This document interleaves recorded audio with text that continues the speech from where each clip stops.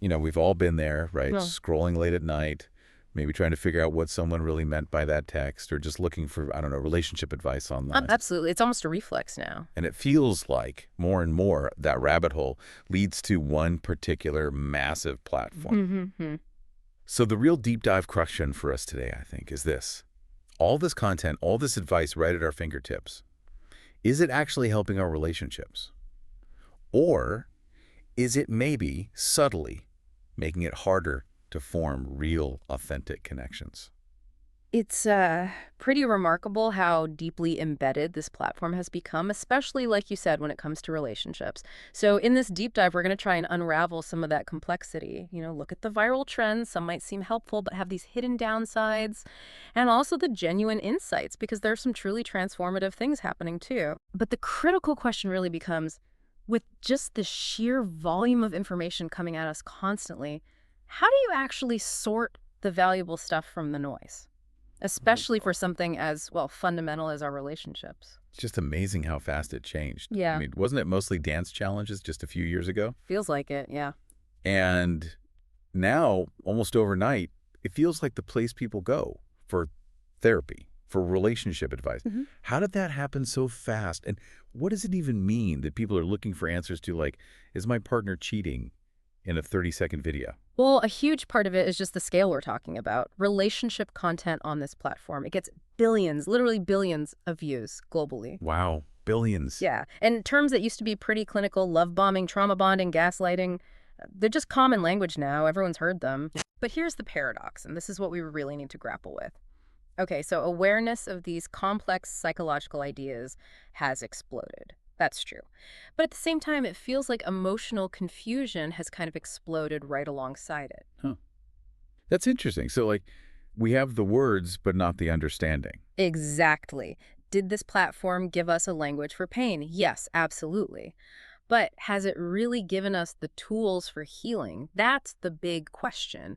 When every single disagreement gets labeled gaslighting, for instance, Yeah. it starts to dilute the meaning for people who experience actual serious manipulation. Right. It loses its power. And worse, it can even become like weaponized therapeutic language in everyday arguments. It's a Well, really yeah. critical distinction we need to make. Okay, so you've pointed out the massive scale, this paradox of awareness versus real understanding. But with anything this big and accessible, there's got to be a downside. I've definitely seen some trends that seem kind of harmless on the surface, but you get this feeling they're quietly messing with how we relate to each other globally. Yeah. What are some of the big ones you're seeing? Yeah, absolutely. Let's break down a few of the really impactful ones.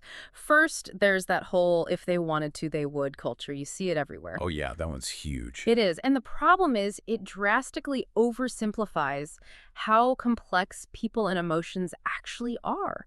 It sets up these totally unrealistic expectations for relationships. It often just completely ignores really important things like someone's mental health struggles or maybe social pressures they're under or even cultural roles that influence how they act. It's just very black and white. Exactly. That's It promotes this black and white thinking and an area connection that really thrives in the gray areas. right. Then you've got the casual diagnosis issue. This is a big one. Like everyone's an armchair psychologist now. Pretty much. Suddenly, everyone's diagnosing their ex, their boss, whoever, as a narcissist based on a 60-second clip. And the real danger there is that genuine trauma, real complex psychological conditions, they get kind of buried under these catchy, often misapplied trends. Instead of encouraging people to talk, to have empathy, you sometimes see users literally using these short clips as proof to just end a relationship. Abruptly. Wow. Instead of talking it through. Yeah, it's a huge shift away from actually engaging constructively. It's kind of shocking, actually. And then finally, there's what I call red flag overload. Okay, explain that one. Well, look, being aware of genuine red flags, deal breakers, signs of abuse that can absolutely be healthy, we need that. Sure. But this trend has pushed it to a point where people are sometimes cutting off potentially good connections at the first tiny sign of imperfection, the very first bump in the road. So no room for error or growth. Exactly. It raises the question, does this leave any space for the messiness of human growth? Mm-hmm. For patience? For developing empathy? Or even just, the wisdom that comes from navigating challenges together? If you connect that to the bigger picture of modern dating, it really suggests this shift away from a mindset of like let's learn to love each other and adapt, towards something more like run if it's not absolutely perfect within 2 weeks. And that's not really about building genuine connection, is it? It feels more like a new kind of avoidance. That does paint a pretty worrying picture, especially how fast these ideas spread and take hold. But is it all bad? Surely there's got to be another side to it. Aren't there ways these platforms are actually helping people with relationships or mental well-being? Oh, absolutely. It's really crucial we acknowledge that. It's definitely not all doom and gloom. Actually, what's really striking is how this platform has kind of accidentally created this form of global therapy access. Well, you have licensed psychologists and therapists from all over the US, India, the UK, everywhere, posting these short, digestible mini sessions. They break down complex psychological ideas into things people can actually use. So making therapy concepts more accessible. Exactly. It gives people a really low barrier way to start gaining self-awareness. Many people are recognizing problematic patterns in themselves or others and reflecting on their behavior much earlier than they might have if they had to wait for traditional therapy. That makes sense. And beyond just therapy concepts, there's a huge educational piece. People are learning about really important things like attachment styles, how to regulate your emotions, what healthy boundaries actually look like. Things that used to be hard to find information on. Right. Think about how many videos on how to self-soothe have gone viral.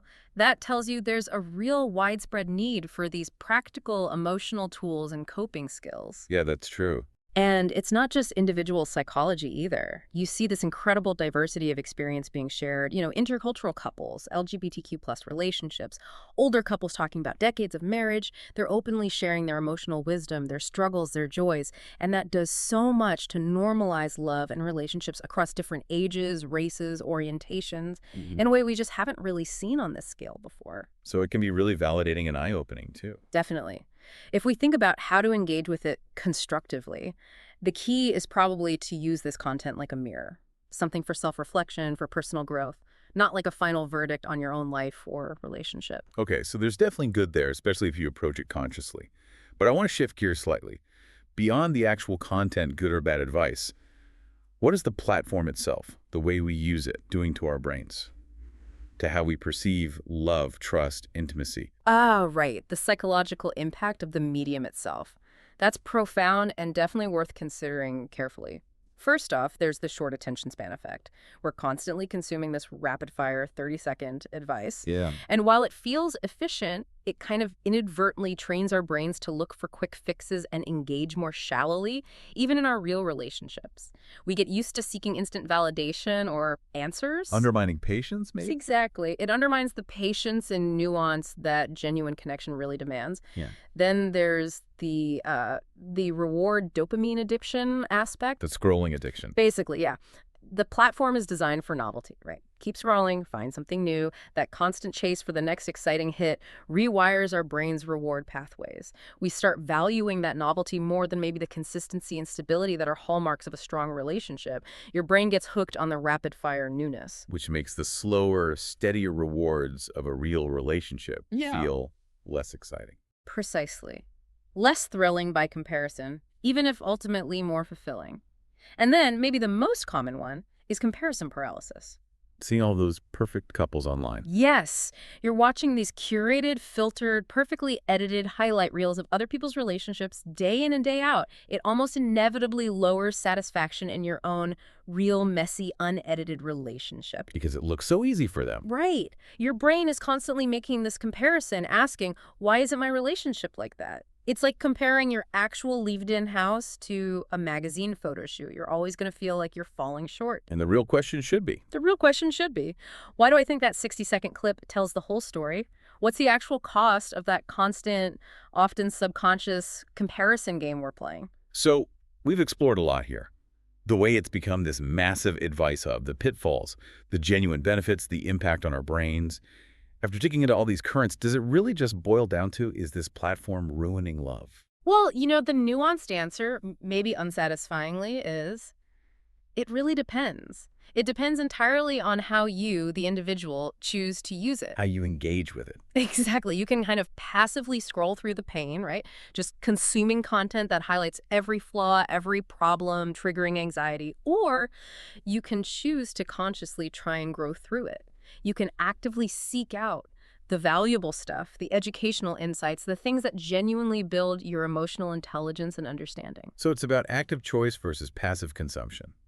If we zoom out to the bigger picture, yeah, it really comes down to conscious engagement, being an active filter for the information you let in, rather than just, well, a passive sponge soaking it all up. That's a really powerful thought to end on. Maybe something for everyone listening to consider. Yeah. How actively are you filtering your online content? Think about it like choosing your friends, choosing who you spend your energy on. How might that kind of active filtering profoundly shape your real-world relationships? What stands out to you about how these digital spaces are influencing our deepest connections?